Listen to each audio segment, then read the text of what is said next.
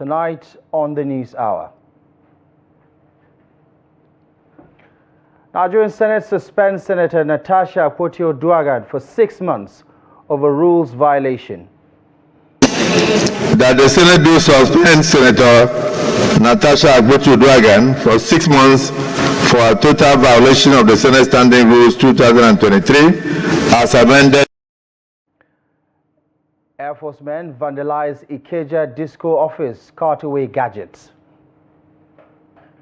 Federal government declares Simon Ekpa 15 others as terrorism financiers.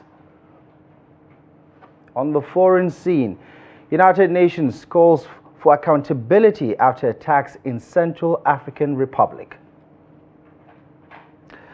Many thanks for joining us on the News Hour on Trust TV. My name is Abdullahi Ahmed. We'll begin in the Nigerian Senate, where the Senate has suspended Senator Natasha Akpoti-Uduaghan for 6 months following her dispute with Senate President Godswill Akpabio over a sitting arrangement. The suspension was recommended by the Senate Committee on Ethics, Privileges and Public Petitions, citing her violation of Senate rules and disrespect towards the institution of the Nigerian Senate. Here's the report. The committee chairman, Senator Imasuen Neda Bernard, representing Edo South Senatorial District, submitted that the committee carried out an investigation on Wednesday, during which the female lawmaker was afforded the opportunity to state her own side of the story. He read the committee's report during the plenary. During her suspension, Senator Akpoti-Uduaghan's salary and security detail will be withdrawn, while she will be barred from entering the National Assembly premises and will not be able to participate in any legislative activities or represent Nigeria in any official capacity. That the Senate do suspend Senator Natasha Akpoti-Uduaghan for 6 months for her total violation of the Senate Standing Rules 2023 as amended for bringing the presiding officer and the entire Senate in general to public opprobrium. A cross-section of lawmakers in their contributions expressed concern over the conduct of Senator Akpoti-Uduaghan, insisting that the Senate as an institution must be protected at all costs. In a society where there are no rules and orders, I think it's an animalistic society. You are the hegemon here by law, and you have to obey the rules and regulations and ensure there is compliance. What occurred here was a flagrant disregard or maybe a misunderstanding of these rules. Your Excellency, these rules assures that this Senate is stronger as a whole than the sum total of our parts. She has the leverage to do what is needful as a matured and responsible woman. But despite that appeal by my neighbor, she went and destroyed the names of prominent leaders of this institution. He who comes to equity must come with clean hands. You cannot at one end seek to take refuge under certain provisions of the rules and in another arm seek to violate it. That will tantamount to appropriating and reprobating. Most distinguished Senator Natasha Akpoti-Uduaghan be so suspended, then my advice and appeal to her will be that she spends her period of suspension to read and learn our rules very well, so that when she comes back to the Senate, she would have come back as someone who understands this rule back to back. Today, everywhere, including the Rekete Radio, calling number 3 to come and explain things. Just a radio that we licensed. It's an insult. My one now is how to bring this integrity back. We are not sent here because of all these intrigues and all this rubbish. We are sent here to work for our people. Let the decision of the committee let it stand. Thank you. The minority leader, Abba Moro, while pleading for mercy, recommended a 3-month suspension, which he said was enough for the embattled lawmaker to realize her mistakes. He further argued that Nigerians are watching and seeing them as statesmen. Hence, nothing should be done to bring disrepute to the chamber. Today, we are faced with this situation that we all know impinges on the integrity of this institution. That is ordinarily the highest lawmaking institution in Nigeria. And so the expectation of many Nigerians is that we must demonstrate the highest level of integrity. However, the lawmakers ruled that the suspension could be lifted or reduced if she tenders a written apology. After contributions were made by some senators from the ruling and minority parties, President of the Senate, Godswill Akpabio, highlighted his personal connection to the senator, emphasizing that she is the wife of a close friend. He recounted an experience from 2020. Even the senator we are discussing is the wife of my very close friend and brother. So I thought. On the day of our marriage, I slept in Kogi, in her house, 2021 or 22. The next day, I ran to Ubajana Airport. I missed my flight because the plane could not land since there had no light. I ended up sleeping at Dangote Cement Factory. The suspension for 6 months was sustained by the Senate President after a voice vote. That the Senate do suspend Senator Natasha Akpoti-Uduaghan for 6 months for a total violation of the Senate Standing Rules 2023 as amended, for bringing the presiding officer and the entire Nigerian Senate in general to public opprobrium. In support of prayer, one say aye. Those against say nay. The ayes have it.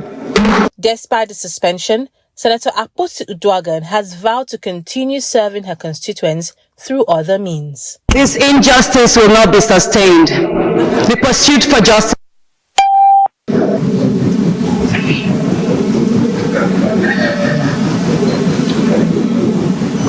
She believes that the actions against her are politically motivated attempts to suppress dissent within the Senate.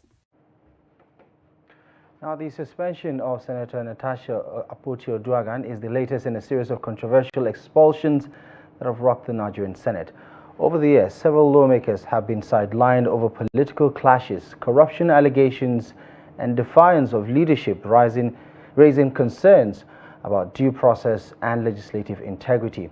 As the Red Chamber faces fresh scrutiny, we examine past suspensions, their impact on the Senate image, and what they reveal about the power and accountability in Nigeria's democracy. Here are notable incidents that have rocked the Nigerian Senate since the return of democracy in 1999. It starts with Senator Femi Okoromo in 1999, who was suspended for alleging plans to impeach then-President Olusegun Obasanjo, later reinstated after apologizing. Then came Senator Joseph Waku in 2000, who was suspended for making controversial statements perceived as inciting military intervention. And then 2 years later, Senator Arthur Nzeribe in 2002 was suspended for anti-party activities and actions against the Senate interest. And then in 2005, Senate President Adolphus Wabara resigned as president of the Nigerian Senate after being implicated in a 55 million naira bribery scandal involving budget approvals. He was later acquitted back in 2019. Senator John Azuta Mbata in 2005 was also arraigned alongside Wabara in the 55 million naira bribery scandal. He was also acquitted in 2019 due to lack of evidence. Most recently, Senator Aline Dume in 2017 was suspended for 6 months after raising allegations against the Senate leadership. His suspension was later ruled illegal by the courts. Then in 2018, Senator Ovie Omo-Agege was suspended for 90 days after alleging those amendments to the Electoral Act targeted President Muhammadu Buhari. A court later nullified his suspension. Now, most recently, Senator Abdul Ningi in 2024 was suspended for 3 months after alleging that the 2024 budget contained 3.7 trillion naira in padding. His claim sparked nationwide debate with calls for transparency. Despite public outcry, the Senate upheld his suspension.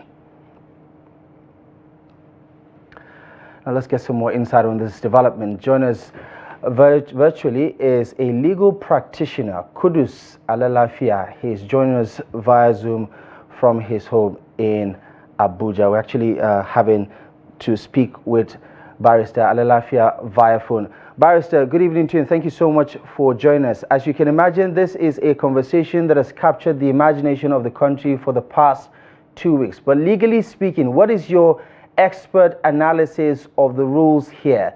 It does appear that Senator Natasha has broken a record because under the current democratic dispensation, no senator has ever been suspended for 6 months. What do you make of the nature of the suspension and the legality of it?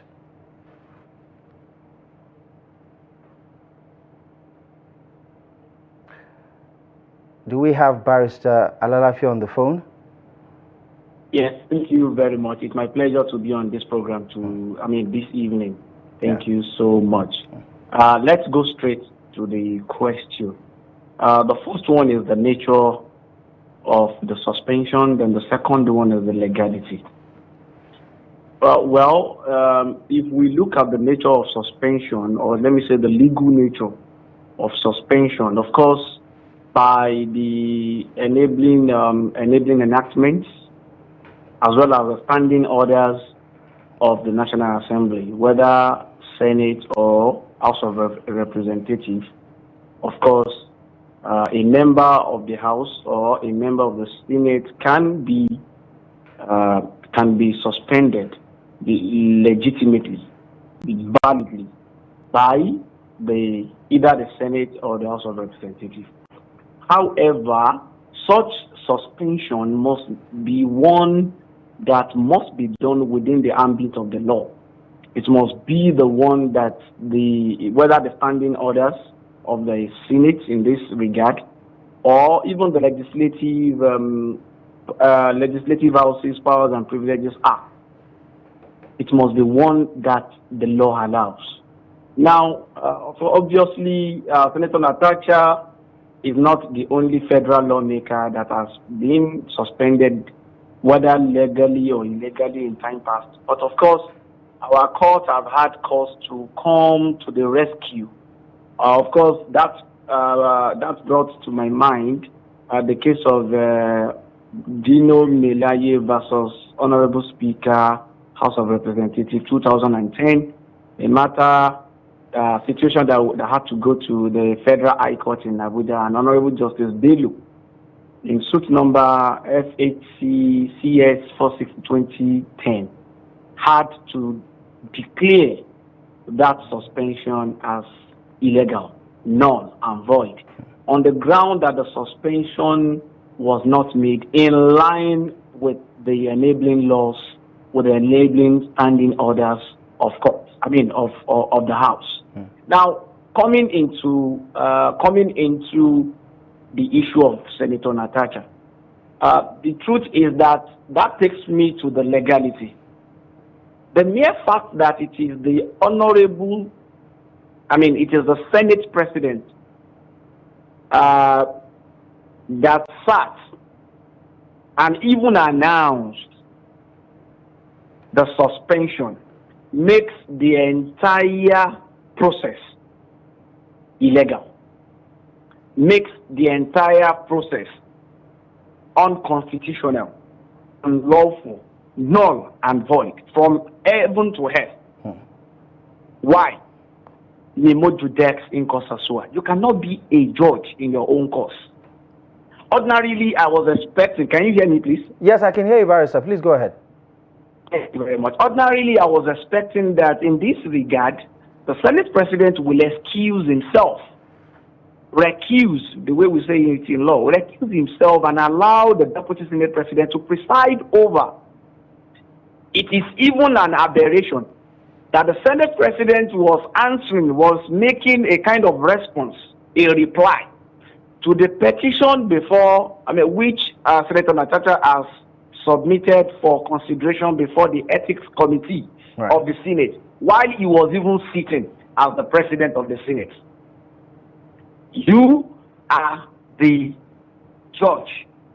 You are also the defendant in the same complaint. Our law does not allow it. Right. And that is Barrister, why John Locke said it is too great a temptation Right. have to grasp at power. Right. To give to the same person who has the power to make law, to also have the power to enforce it, is wrong. Right. Now, let me just end it like this. Let me conclude like this. Go ahead. That the Ethics Committee as well said that they could not consider the petition submitted by Senator Natasha because it was not duly signed. Now, that is procedural, which can still be amended. So, that means you are using the procedure to now conclude on the genuity, the truthfulness or falsehood of that complaint. Then the next thing that follows is that you gave her suspension. Right. Of course, from heaven to earth, like I said, that suspension is null and void. Thank you very much. Okay, Barrister, let's double down on the nature of the suspension, or at least the content of the prayers contained in the suspension as submitted by the Ethics Committee. They talk about 6 months, which on record I think is the longest punitive measure that the Senate, especially under the current democratic dispensation, has meted out on a fellow senator. But also they talk about stripping her of her security aid, having no access whatsoever to her office or even the premises of the National Assembly, no salaries or allowances for the senator, but also for her aides, and she cannot parade herself as a senator from Kogi Central. Talk to me about how that in itself is, whether in accordance or in violation of the Constitution of the Federal Republic of Nigeria. Does the Senate have the power to do that? Okay, thank you very much. Like I said when I was starting my submission, I said yes, the Senate or the House of Representatives, by the Legislative Houses Powers and Privileges Act, as well as their standing orders, they have the power to suspend. That is it. However, in view of the pronouncement from the court, particularly if you look at Ali Ondume versus Senate, you look at the case of Dino Melaye versus Speaker House of Representatives, you will see that the court has constantly maintained in interpreting their law, the law regulating the proceedings at the National Assembly, that you cannot suspend a member beyond 14 days.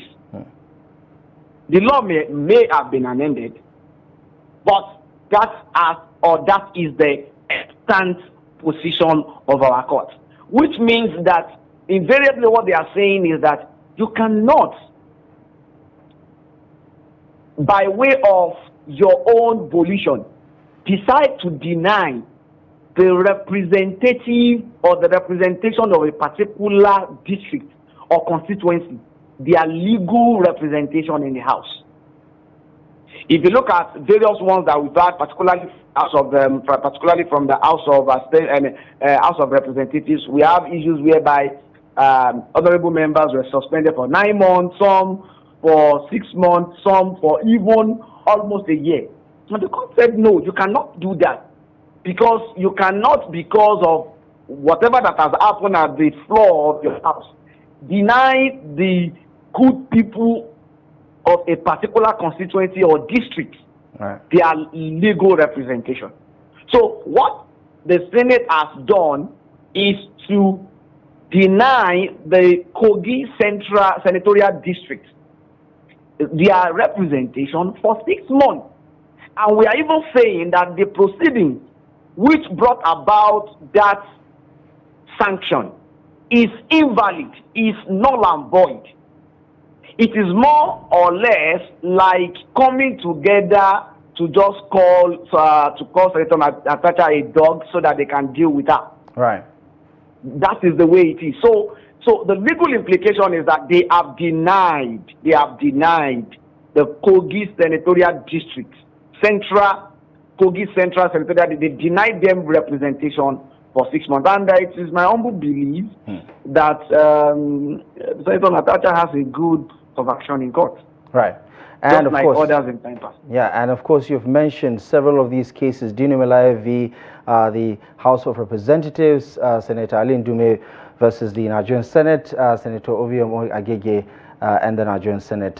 Some of the most recent cases where the courts have been very clear about excessive punitive measures, and you did mention that 14-day period, which the court says is a fair punitive measure in terms of suspension. Well, as is typical of so many of these cases in Nigeria, the courts will be the next destination, and I suppose that is where the drama will go to next. Barrister Kudus Alalafia, thank you so much for providing us with some insight on this development. Appreciate you for joining us on the news. Thank you very much. It's my pleasure. All right.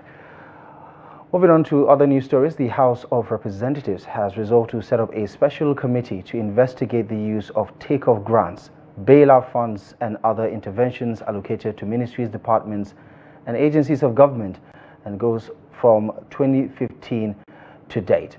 Now, this decision follows a motion of urgent national importance by Minority Leader Kingsley Chinda, who raised concerns over persistent fund mismanagement that undermines public services. Here's the report. The committee will assess compliance with regulations, identify cases of mismanagement, and recommend measures to strengthen oversight and accountability. It is expected to report back within 4 weeks. The House noted that such financial losses deplete resources meant for national development as outlined in Section 14, subsection 2B of the Constitution. The House is aware that the misappropriation of these funds has led to a demonstrable deterioration in the quality of public service delivery and compromised the security of the nation, thereby undermining public trust in government effectiveness. The House is also aware that the lack of stringent oversight and monitoring mechanism may contribute to the inefficiency in the deployment of these resources, resulting in wasted funds that could otherwise be utilized to improve the good intended government policies and as well as safe and secure lives of citizens. The House also resolved to investigate frequent flight delays in the aviation industry and their economic impact. Representative Victor Ubuzo, who moved the motion, criticized the defaulting airlines for evading liability for damage to travelers. Lawmakers called for stricter enforcement of penalties against such carriers. That the House resolves to mandate the House Committee on Aviation to cause the Ministry of Aviation to put a place protocol for the reinforcement of punitive measures against air carriers. 2, to urge the Ministry of Aviation through the Nigerian Civil Aviation Authority to sanitize the aviation industry and see to the strict adherence of the Nigerian Civil Aviation Act. Additionally, a bill seeking to establish an independent authority for the registration, regulation, and funding of political parties passed its second reading.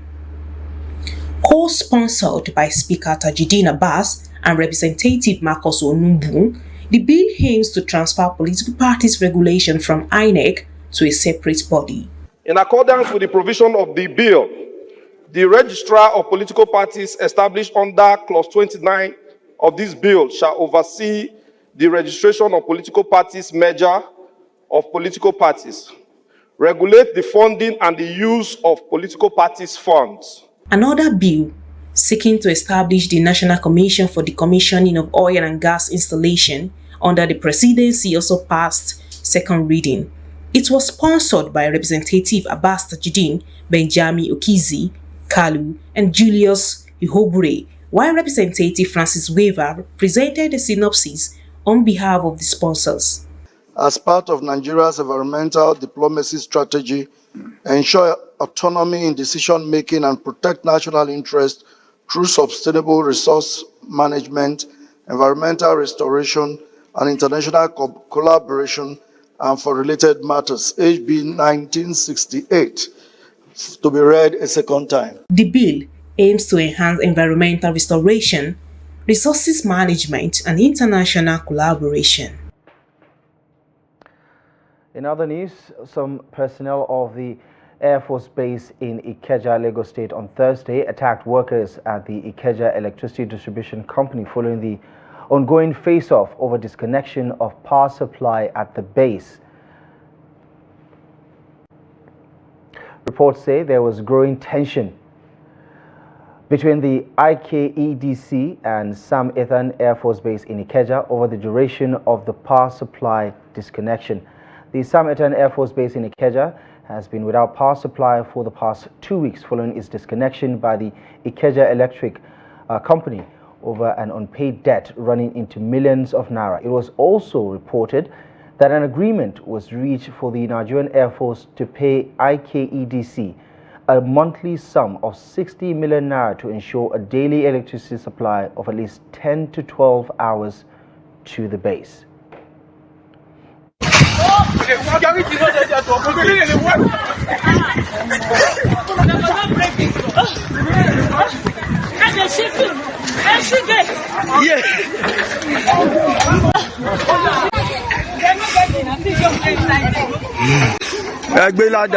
Open it for them.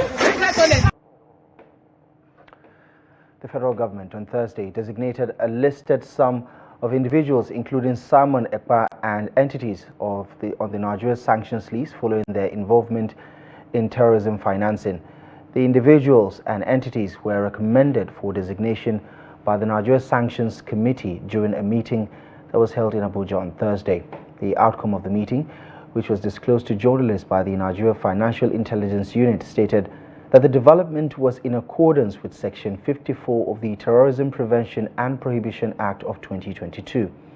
The Anti-Graft Unit explained that the Attorney General of the Federation, with the approval of the President, said there must be thereupon designated to be listed on the Nigeria sanctions list. It said the committee is required to immediately identify and freeze without prior notice all funds, assets, and any other economic resources belonging to the designated individuals and their possession, and report same to the Sanctions Committee. The unit stressed that freezing measures should be extended to all accounts associated with designated subjects. The Chief of Air Staff, Air Marshal Hassan Abubakar, has said that the Nigerian Air Force will rebuild the mosque and replace 2 motorcycles destroyed by mistaken airstrikes at the Dangebe village in Maradun local government area of Zamfara State. He also says the Air Force remains committed to ending banditry, cattle rustling, and abduction of innocent citizens to restore peace across the country. The Air Chief Boss stated that the Air Boss, stated this during a condolence visit to Governor Dauda Lawal of Zamfara State and victims of the Dangebe village airstrike in Gusau, the Zamfara State capital. Here's the report. The 22nd Chief of Air Staff, Air Marshal Hassan Abubakar, led a high-powered delegation to Zamfara State to condole Governor Dauda Lawal of the state and the victims of the Danjibi in Maradon local government area over the mistaken airstrike, which he confirmed killed 11 persons and left 11 others with different degrees of injuries. He stated that the airstrike was aimed at bandits who were attacking innocent people, adding that the Air Force components were all out of rebel their planned attack in the affected village.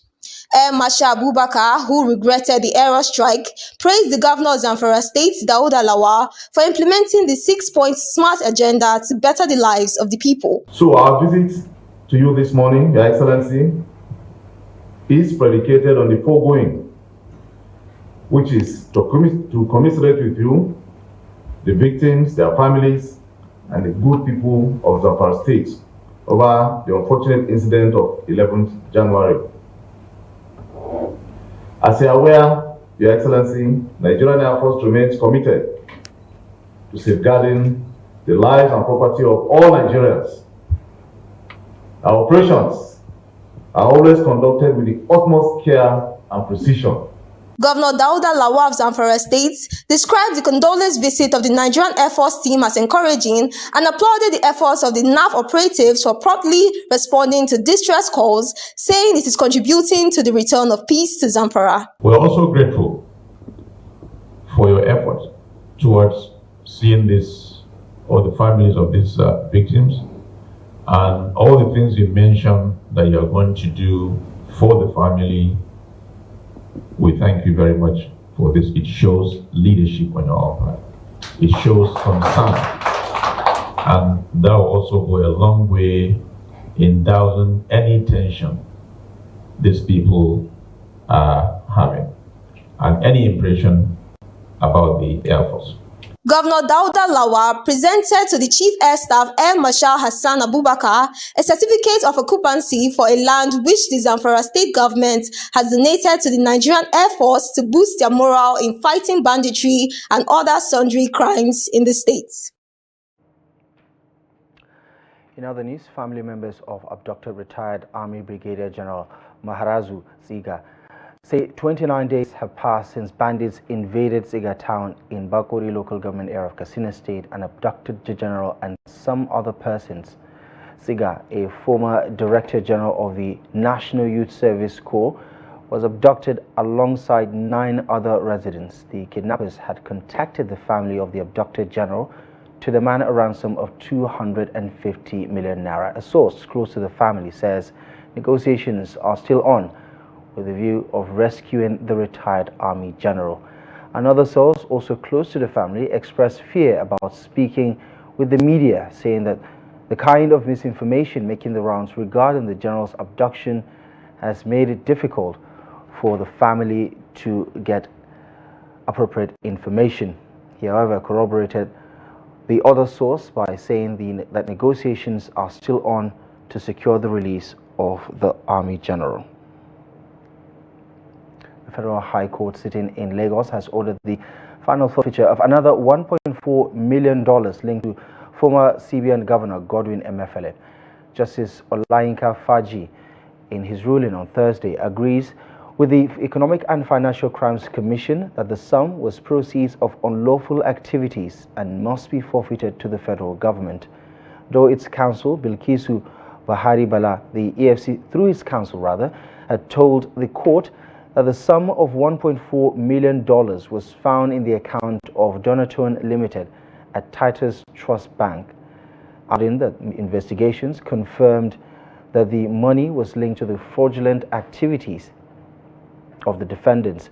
An affidavit deposed by an EFCC investigator, David Jayoba, revealed that intelligence reports led to the discovery of funds concealed in Donatone Limited's account. According to Jayoba, the investigation uncovered a scheme involving Emefiele and his associates, including Donatone Limited directors Ozeobo Anthony and Adebanjo Olurotimi, who allegedly helped hide and disguise the proceeds of the illicit activities. Justice Emeka Nwite of the Federal High Court Abuja has adjourned the alleged money laundering suit instituted by the Economic and Financial Crimes Commission against immediate past governor of Kogi State, Yahaya Bello, to March 7 for continuation of trial at the resumed hearing on Thursday. This is as counsel for the EFCC, Kemi Pinero, SAN, called its witness on subpoena, Williams Abimbola. Abimbola, a complainant officer with the United Bank for Africa PLC, confirmed to the court that a further subpoena was served on the bank. Justice Emeka Nwite admitted the subpoena and marked it Exhibit 7. The subpoena, according to the prosecution, requested the production of the statement of account of one Marcelina Njoku from 1st of January 2019 to 31st of December 2020. The witness confirmed 10 withdrawals in favor of Abdusalami Udu in the sum of 10 million naira each on December 12, 2018. She said the withdrawals were done with checks and presented across the counter. The witness, however, confirmed during cross-examination that the former governor's name did not feature in the opening and management of the said Kogi Government House bank account. The Central Bank of Nigeria has urged the Federal High Court in Abuja to dismiss a forfeiture case brought by the Economic and Financial Crimes Commission against a 2.7 billion naira property at Cathedral Zone 1, Kamo District, used as collateral to secure a loan from the Apex Bank through the Nigeria Incentive-Based Risk-Sharing System for Agricultural Lending, NISAL. Counsel for the CBN, Joseph Abba, told the court that the Apex Bank had filed court documents seeking to join the EFCC case and argue for its outright dismissal through its proposed counter-affidavit and written address to show cause. The legal dispute arose from the EFCC on August 8, 2024, filed an originating motion ex parte requesting the court's approval for the interim attachment and forfeiture of Plot 781, Cadastral Zone 1, Karmo District in Abuja. Now, the EFCC legal team also sought a court order authorizing the anti-graft agency to appoint a competent person or firm to manage the asset temporarily forfeited to the federal government pending the conclusion of investigations and possible prosecution of Tox Properties Limited. Justice Emeka Nwite had on September 3, 2024, granted the EFCC's request while prohibiting any disposal, lease, sale, or mortgage of the property in line with the agency's application. You're watching the News Hour on Trust TV. Still to come, EFCC quizzes ex-minister Kennedy over alleged fraud. More on this and many more stories up ahead in just a moment. Join us again.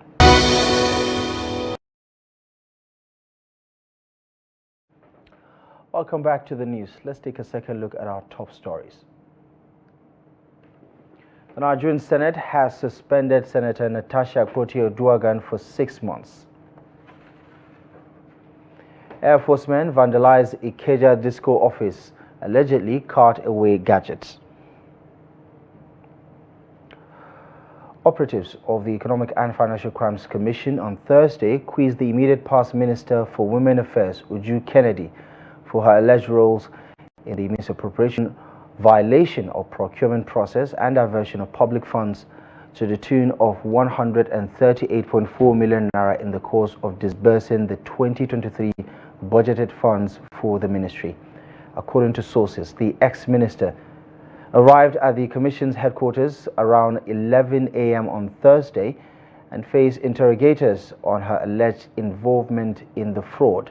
The sources claim that investigations by the EFCC show that funds donated for her funding of PBAD Cares for Women initiative were diverted for her self-enrichment. She reportedly has not been admitted to administrative bail, as the sources added that investigations are still ongoing. Uju Kennedy was one of the ministers President Bola Ahmed Tinubu relieved of their duties back in October last year. 2 more bodies have been recovered from the rubbles of a collapsed 2-story building, bringing the total number of deaths to 4 in Lagos. The 2 bodies were recovered from the accident site, while 6 fatally injured persons were rescued by a combined team of emergency workers. Territorial Coordinator of the National Emergency Management Agency in the Southwest region, Ibrahim Fariloye, in a statement on Thursday, says 2 additional bodies were retrieved from the rubble, while 1 adult male has been rescued. Fariloye further explains that operations are still ongoing, while he calls on the cooperation of members of the public.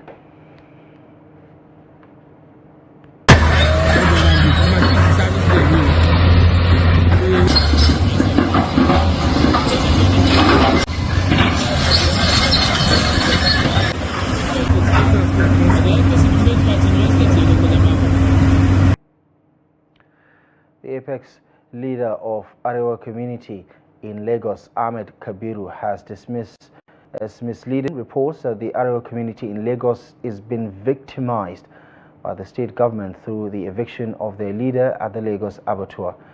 At a press conference in Lagos on Wednesday, Kabiru denies the allegation and insisted they were going about their lawful businesses in Lagos State. He also disclosed that the outcome of their findings revealed that nobody was victimized within the Arewa community by the state government, while adding that the eviction was purely on a business background. Earlier, some members of the Arewa community in Lagos had, in a press conference on Sunday, disclosed their disappointment with the way their leader was reportedly evicted from his commercial office at the Lagos Abattoir Trailer Park on Saturday morning.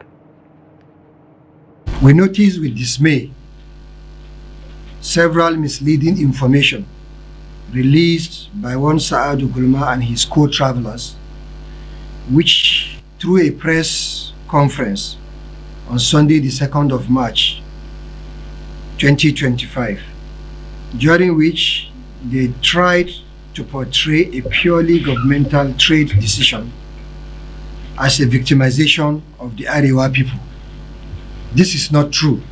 Firstly, we are so disappointed in the way and manner that the men of the Lagos State Task Force, in conjunction with the officials of LASPAC, under the leadership of the general manager of LASPAC.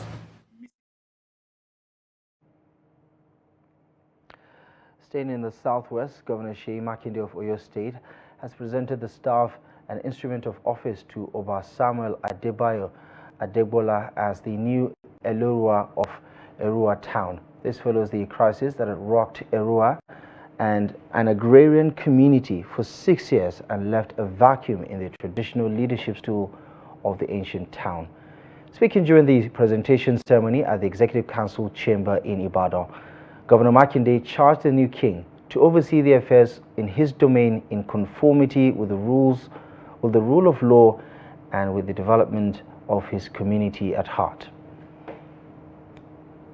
Living Erua without a traditional ruler for over 5 years. If you remember, this administration came in May 29, 2019, and we met the dispute surrounding that throne. We try to appeal to everybody because Kabiyesi was Elorua for 21 years before that November when we had the Supreme Court judgment. And we have to obey the court order.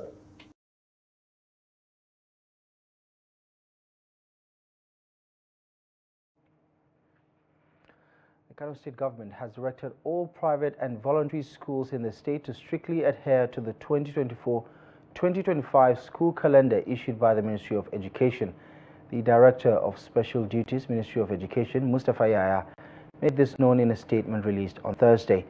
It directed all primary and post-primary schools in Kano State to close on Friday, February 28, 2025 and reopen on Sunday, April 6, 2025. The statement further warned that any school that fails to comply will face penalties. He says the directive aligns with the state government's policy under Governor Abba Kabir Yusuf to enhance teaching and learning while ensuring balanced and sustainable school operations.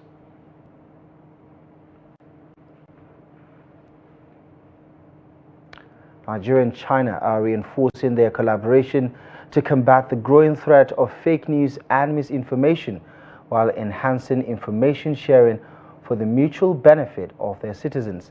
This resolution gained momentum during the visit of the Chinese ambassador to Nigeria in line with the earlier Memorandum of Understanding which was signed between Nigeria and China in September last year. Trust TV's Shafiu Suleiman has more in this report. Amid increasing concerns over the distortion of factual reporting, the Minister of Information and National Orientation emphasizes that this partnership is crucial in safeguarding the stability of democratic nations by promoting responsible information dissemination. We all know that this is a very serious problem, not just for Nigeria or for China, but for the entire world. The world is grappling with issue of fake news that we know can really tear countries apart. Therefore, Nigeria is collaborating with a number of countries using the UNESCO model to ensure that whatever digital platforms are there to share information will be done in a way and manner that will not jeopardize the very existence of the people that it serves, that it sets out to serve in the first place. So Nigeria and China are cooperating also in that regard. So generally, it is for us to ensure that while we use information sharing as a way of deepening the democracy that we all have, we also want to fight fake news, we fight disinformation, fight misinformation, and promote responsible journalism, responsible free speech for the benefit of mankind. Highlighting the significance of the initiative, the Chinese ambassador to Nigeria, Yu Dunhai, reiterates China's commitment to leveraging shared opportunities in information exchange, viewing it as a fundamental pillar in strengthening bilateral relations. China-Nigeria enjoys excellent bilateral relations. This is a relation built on the mutual respect, mutual understanding, and win-win cooperation. Over the past half century, actually this year marks the 54th anniversary of our bilateral ties. Over the past half century, we have always stand together. We have always supported each other, particularly in times of difficulty, and we have always respected each other. We keep very close, high-level communications, and our cooperation, in various fields have bring a lot of tangible benefits for both of our nations. Our people-to-people exchanges has never been such close as we are enjoying today. So as the new Chinese ambassador, I will spare no efforts to promote these bilateral relations to a new height. With a long-standing history of cooperation across various sectors, Nigeria and China are now exploring new frontiers through their MOU. This latest effort is expected to deepen collaboration and yield shared benefits for both nations. Shapir Suleiman, Trust TV News, Abuja. Still watching the news hour on Trust TV. We'll be back with more news in just a moment. Join us again.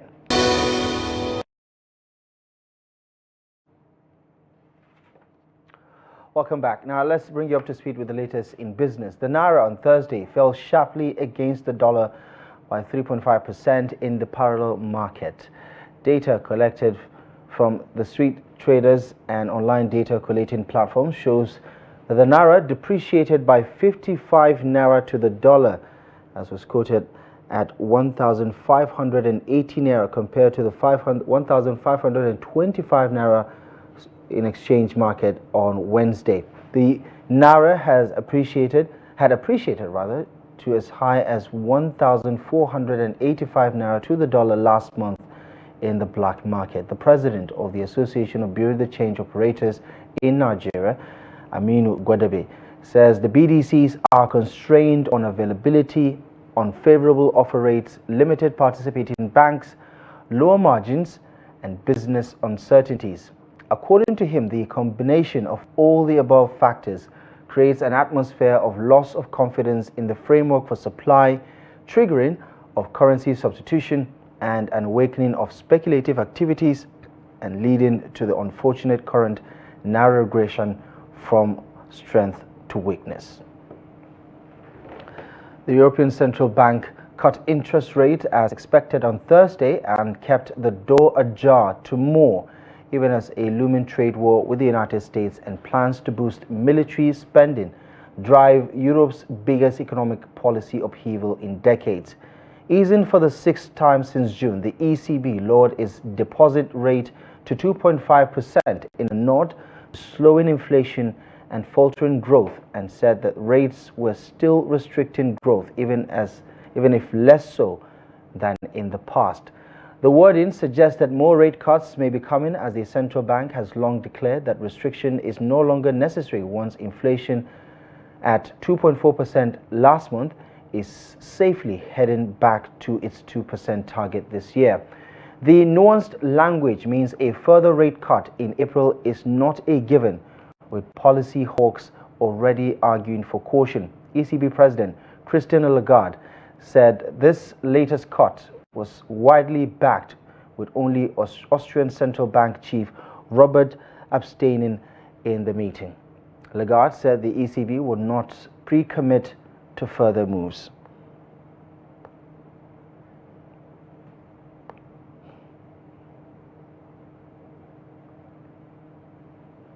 The United Nations is calling for accountability in the Central African Republic after it uncovered a pattern of grave human rights violations committed recently by armed groups. In a report, the Human Rights Office and the UN mission in the country says this was fundamental to ensuring such violations never happen again. It said at least 24 were killed in 2 waves of attacks in Umbomo and Hot Umbomo prefectures in the Hot Obangi in October last year and this past January, including victims who had been summarily executed. The attacks were directed and coordinated by elements of the Wagner T. Azande group, an armed group with ties to the National Army. The group originally belonged to another armed group called Azande Anikigbe, whose members were also involved in the attacks. Al-Kitan added that these, quote, horrible crimes must not go unpunished, and reiterated the United Nations' readiness to work with the authorities to promote and protect human rights and fight against impunity in the Central African Republic. Time now for some sports. Let's join Adeni Ajishafe for the latest.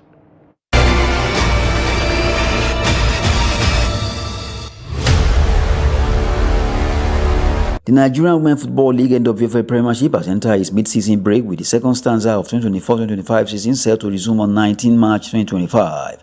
The NWFL Premiership embarked on a break following the enterprising Match Day 7 encounters on February 26, with a record highest 27 goals scored, including 3 hat-tricks across various centers. Speaking on the mid-season transfer window, NWFL Chief Operating Officer Modupe Shabi emphasized its importance for clubs looking to strengthen their squad.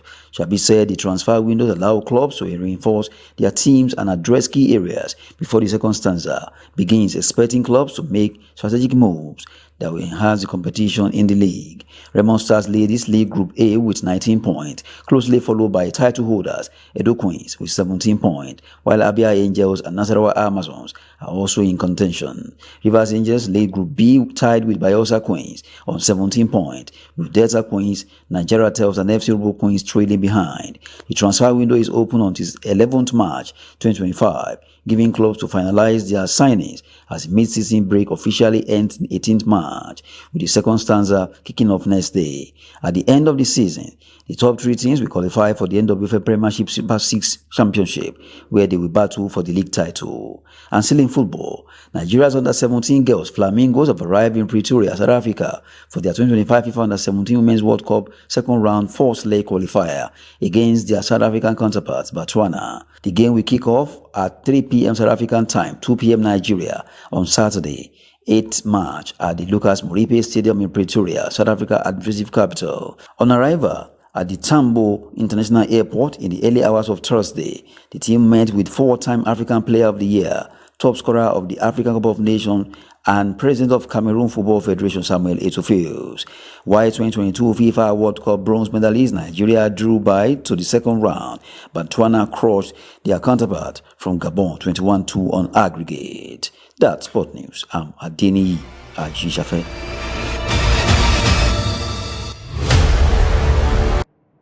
And that is it. You're up to date with the latest news stories at this hour. Thank you most kindly for joining us. Feel free to stay in touch.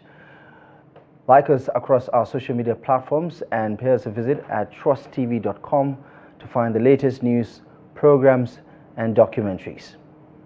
My name is Abdullahi Ahmed. For myself and the rest of the team, thank you for watching the News Hour. and good night.